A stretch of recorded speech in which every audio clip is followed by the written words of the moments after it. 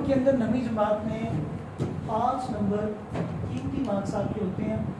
जो active voice का जुमला दिया होता है उसको चेंज करना होता है इसमें पैसिव वॉइस। जिस तरह एक्टिव वॉइस में आप लोगों ने सीख लिया कि एक्टिव वॉइस में जो जुमले का सब्जेक्ट था उसको स्टार्ट के ऊपर क्या दी जाती है, प्रेफरेंस दी जाती है। समझ आ गई कि एक सेंटेंस के अंदर जो आपका पहला पार्ट था वो कौन सा था, सब्जेक्ट। डन है कि एक्शन को परफॉर्म करने वाला बंदा उसको प्रोमिनेंट किया जाता है, उसे हाइड नहीं किया जाता, उसको सामने लाया जाता है कि इस काम को करने वाला कौन है। लेकिन जब आप अपने सब्जेक्ट को हाइड कर लेते हैं किसी भी रीज़न की वजह से, मे बी कोई नेगेटिव रिपोर्टिंग हो सकती है, आप किसी भी रीज़न की वजह से जब अपने सब्जेक्ट को हाइड करते हैं, उसे छुपा लेते हैं, उसे पीछे कर लेते हैं, उस वक्त आप कौन से रूल्स अप्लाई कर रहे होते हैं, पैसिव। तो पैसिव का लफ्ज़ी मतलब ही क्या होता है, पस्त करना, हाइड करना। अब जो एक्चुअली पैसिवाइज है वो आके आप बड़ी क्लासेस में जाके आप और तरह से सीखेंगे। यहाँ पर उन्होंने सिंपल आपकी प्रैक्टिस के लिए सादा से जुमले आपके एक्टिव वॉइस से किसमें नाम दे दिया, किस चीज़ का, पैसिवाइज। लेकिन एक्चुअली पैसिवाइज ऐसे नहीं होते। पैसिवाइज के अंदर सब्जेक्ट होते ही नहीं, उसको हाइड कर दिया जाता है। लेकिन यहाँ पर नवी जमात में आपको एक्टिव वॉइस का जुमला दिया होगा, आपने सब्जेक्ट को सब्जेक्टिव केस को किसमें चेंज कर देना है, ऑब्जेक्टिव केस में। और ऑब्जेक्ट को प्रेफरेंस देने के लिए कहाँ पर ले आना है, स्टार्ट में। सबसे पहले आप सिंपल एक्टिव वॉइस और पैसिव वॉइस को उर्दू के अंदर और इंग्लिश के अंदर इनकी पहचान सीख लें। उसके बाद आपने देखना है कि इन जुमलों को आप करेंगे कैसे। मिसाल के तौर पर हम पहले एक्टिव वॉइस का जुमला लिखते हैं। लेट्स सी, अली खाना खाता है। दूसरा जुमला लिखते हैं, खाना खाया जाता है। अब कोई भी बच्चा जब इसकी पहचान करेगा तो वो चीज़ देखता है कि आखिर पे क्या है, ता है, इधर भी ता। इन दो चीज़ों को देख के वो समझ जाएगा कि ये फिक्रा कौन सा, प्रेजेंट इंडेफिनिट। अगर उसे एक्टिव वॉइस और पैसिव वॉइस के रूल्स नहीं आते वो सिंपल यहाँ पर क्या लगाएगा, वर्ब की पहली फॉर्म लगाएगा दोनों में और इसको प्रेजेंट इंडेफिनिट के मुताबिक सॉल्व कर देगा। जबकि एक जुमला आपका एक्टिव वॉइस भी हो सकता है, पैसिव वॉइस भी हो सकता है। तो आपको जब भी आप उसकी इंग्लिश से उर्दू में ट्रांसलेशन करें तो पहली चीज़ ये आइडेंटिफाई कर लें कि ये आपका जुमला कंप्लीट है।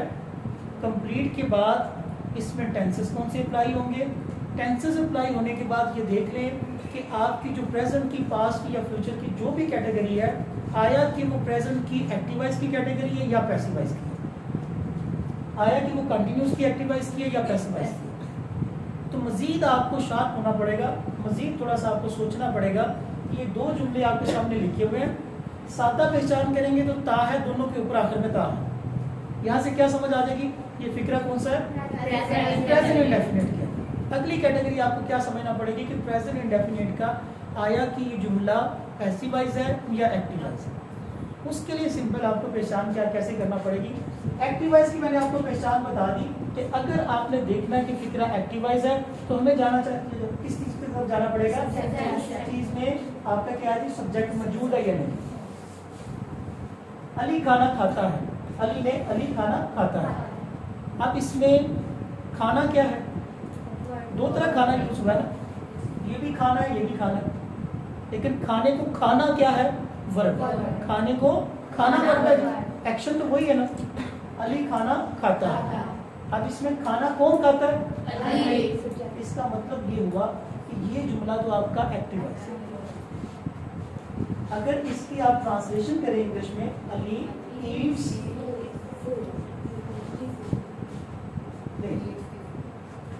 समझ आ गई बात की, अली खाना खाता है, सिंपल समझ आ गया।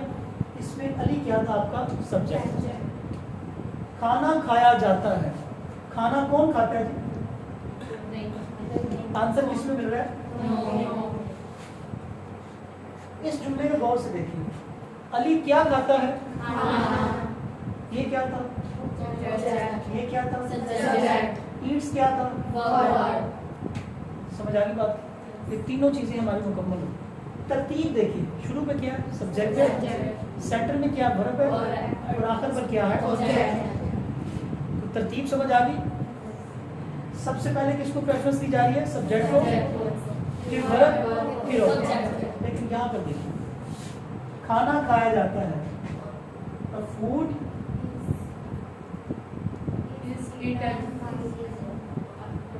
आगे समझिए। इतना जुमला आपका कौन सा है? Passive voice. डन है। एक्चुअली पैसिव वॉइस ये है। अब चूंकि आपको सिंपल करना पड़ेगा, आपने क्या करना है? आपने एक्टिव वॉइस से चेंज करना है किसमें? Passive voice. तो कुछ रूल्स हैं वो सीख लें। हम 8 कैटेगरीज यहाँ पे लिखेंगे। 8 की 8 कैटेगरीज को हम एक ही सूरत में एक्सप्लेन कर दें। ध्यान से।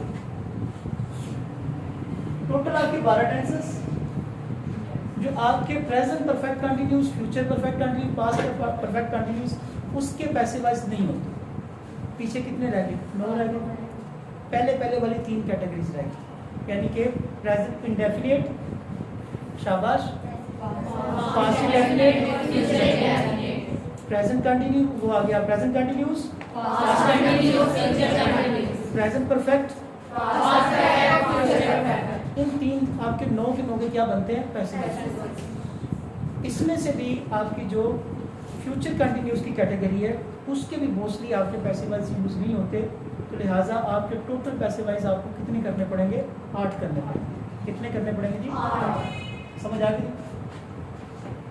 जितने भी पैसिव वॉइस होंगे सबके साथ 8 की 8 कैटेगरीज में आपने क्या यूज करना है? वर्ब की।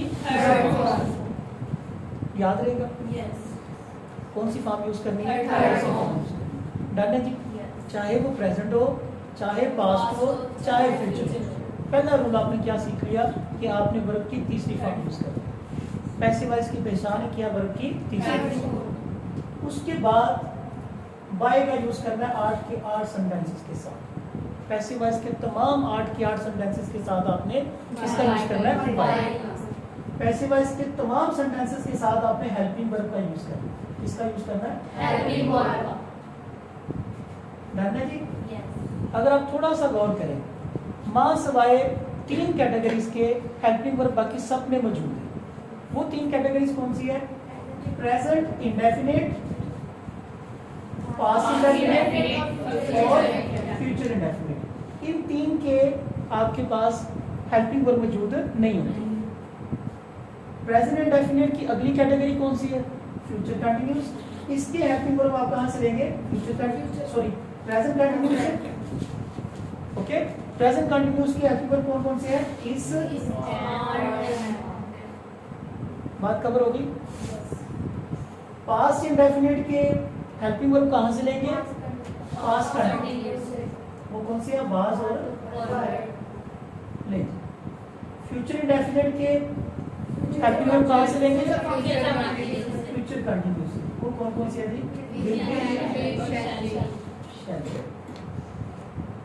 बाकी जो 6 कैटेगरीज आपकी रह गई, उनमें ऑलरेडी हेल्पिंग वर्ब मौजूद होते हैं, उसमें आपको टेंशन लेने की जरूरत नहीं।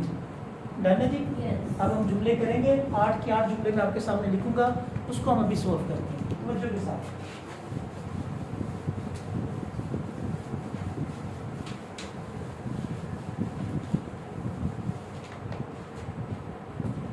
चलिए सुने जी। पहला जुमला आ गया, अली राइट्स अ लेटर। उसके बाद आ गया जी, दे राइट्स अ लेटर। उसके बाद मजीद करें, अली इज राइटिंग। फिर आ गया जी, They are writing. They are.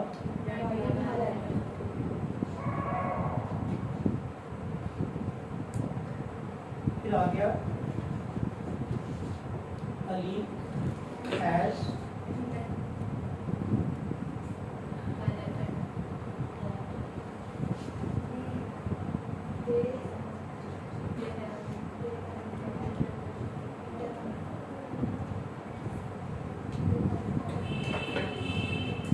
उसके बाद आ जाए जी Ali road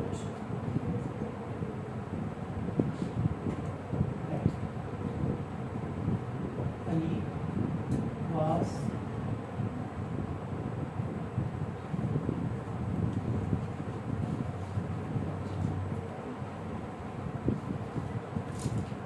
Ali will be ready.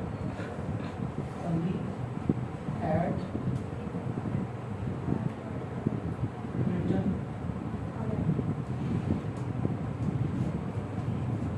जो लिखते हैं जी Ali will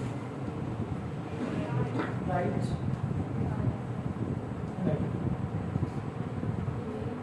Ali Will will be be writing the letter.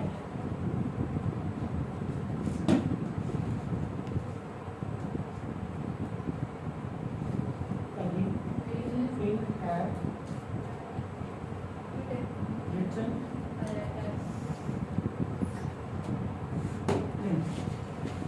बारी बारी देखते हैं, इनकी पहचान करते हैं।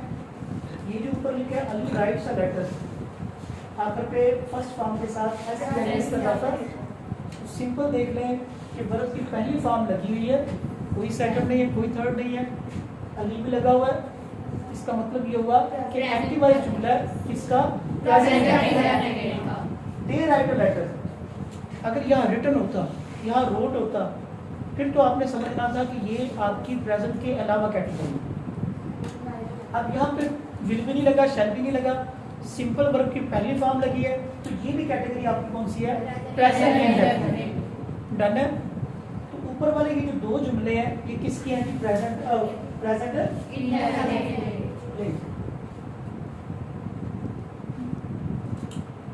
अब इसका सिंपल ऑर्डर क्या था, सब्जेक्ट था, वर्ब की फर्स्ट फॉर्म थी और क्या था, ऑब्जेक्ट। ऐसे ही जी, डन है, तो मसला तो नहीं इसमें। अब इसको चेंज करेंगे। अब सब्जेक्ट इसमें अली था, अब पैसिव वाइज जब आप इसको चेंज करेंगे तो आपका ये ऑब्जेक्ट है स्टार्ट पे आ गया। उसके बाद अगली कैटेगरी हमारी कौन सी थी, प्रेजेंट इंडेफिनिट है, हेल्पिंग वर्ब यूज करेंगे। हेल्पिंग वर्ब में आपका क्या आ गया, इज और आर। फिर क्या आ गया वर्ब की तीसरी फॉर्म, फिर क्या आ गया बाय, फिर क्या आ गया सब्जेक्ट चेंज इनटू ऑब्जेक्ट। ये सब्जेक्ट क्या बन जाएगा आपका, ऑब्जेक्ट क्या बन जाएगा, सब्जेक्ट। डन है। इसी जुमले को जब आप करेंगे, लेटर क्या था, अली क्या लिखता है, शुरू में आ गया अ लेटर। अब हेल्पिंग वर्ब की बारी है, इज तीसरी फॉर्म, फिर बाय की। डन है। अगला जुमला आपका भाई शाबाश, दे राइट लेटर, शुरू में क्या आ गया,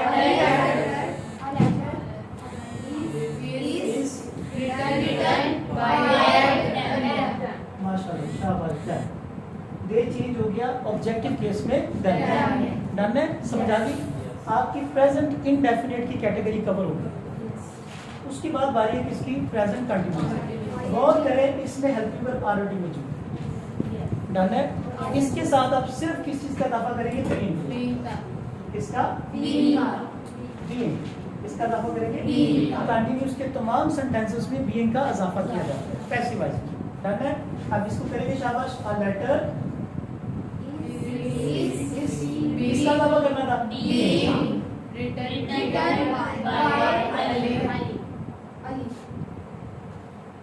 डन है बच्चों। अगला जुमला करते हैं, they are writing a letter, a letter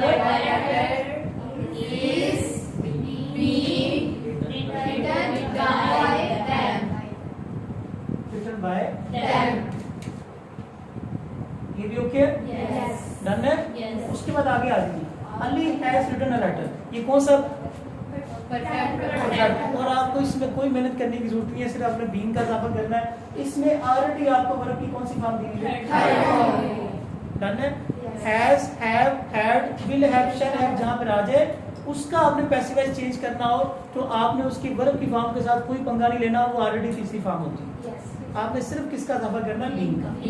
और अपने जो ऑब्जेक्ट था, जो सब वो सब्जेक्ट बनेगा, तो वो देख लेना आया कि वो सिंगुलर है या प्लूरल है। डन है। चलिए इसको भी करते हैं, अली अब क्या था, लेटर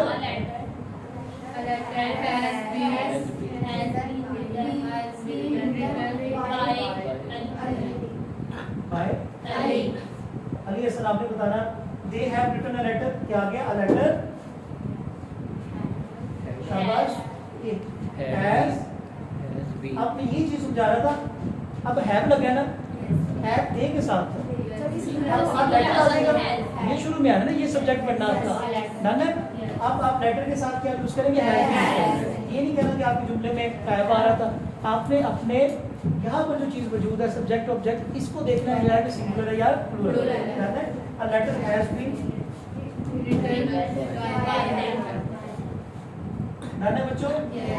उसके बाद अगली कैटेगरी आती है हमारी अली रोट। अब देखो ये अलग ही आपको नजर आ रहा है कि ये ना वर्ब की पहली फॉर्म है ना वर्ब की तीसरी फॉर्म है, तो बीच में कौन सी बची है, ना इसके साथ आईएनजी लगा ना ये फोर्थ फॉर्म है, तो ये वर्ब की कौन सी फॉर्म है, ये आपका कौन सा टेंस होगा, पास्ट टेंस। इसके लिए मैं फार्मूला क्या चाहिए, वाज वर्ब का यूज करके हेल्पिंग वर्ब के तौर पर अ लेटर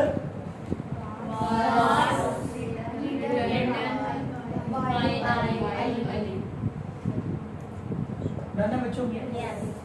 इसी तरह आप देख लेना, अगर उर्दू में भी आपको जुमला आता है तो एक्टिव वॉइस भी आपका कवर हो रहा है साथ साथ, डन है।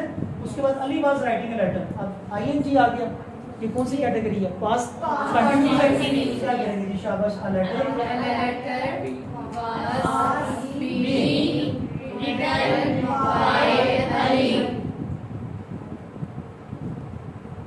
डन है बच्चों।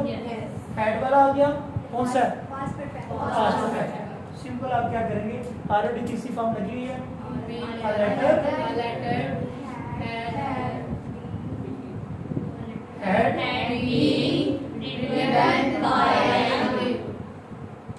ले डन है बच्चों। Ali will write a letter, क्या देखिए सिंपल आपकी वर्ब की पहली फॉर्म है, और सिंपल वर्ब की पहली फॉर्म साथ विल शैल लगा हो तो फ्यूचर इंडेफिनिट है। फ्यूचर इंडेफिनिट को किस तरह करेंगे, a letter will be written है ना बच्चों। इसको फिलहाल रहने दे, Ali will have written a letter, क्या आ जाएगा, a letter will have been written by है ना बच्चों। पैसिव वॉइस कवर हो गए, डरेंगे तो नहीं, आपने चेंज करना है एक्टिव वॉइस से पैसिव वॉइस, इसलिए इतना प्रेशर वाली बात नहीं है। आपके सामने 3 पार्ट्स होने हैं, उसको आपने उनकी प्लेसेस जगह कवर करके उधर से और आगे आपको उधर लिखना है, इसलिए मुश्किल नहीं है।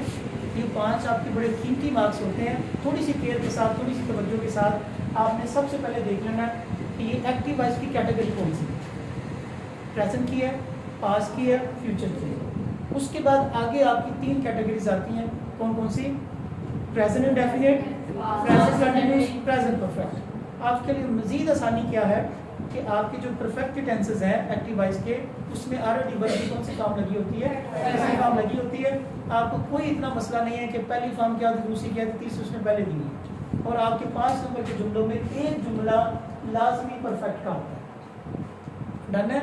हैज हैव के साथ आ जाएगा, हैड के साथ आ जाएगा, विल हैव के साथ आ जाएगा, एक जुमला उसमें पैसिव वॉइस का लाजमी देना किसमें, परफेक्ट है, और एक जुमला आपका प्रेजेंट इंडेफिनिट का लाजमी है।